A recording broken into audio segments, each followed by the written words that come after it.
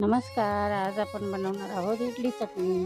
चला त्याची रेसिपी बघूया. इडली छान फुलण्यासाठी आपण त्याच्यामध्ये एक इनोचं पाकीट टाकून घेऊया. आता इडलीच्या भांड्याला तेल लावून घेऊया. आता बॅटर भांड्यामध्ये टाकून घेऊया.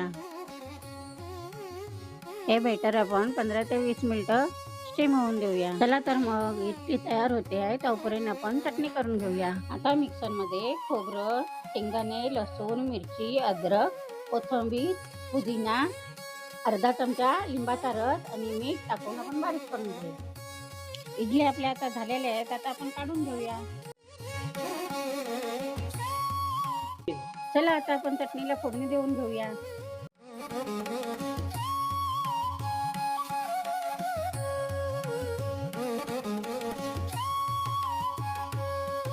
आपली इडली आणि चटणी तयार आहे.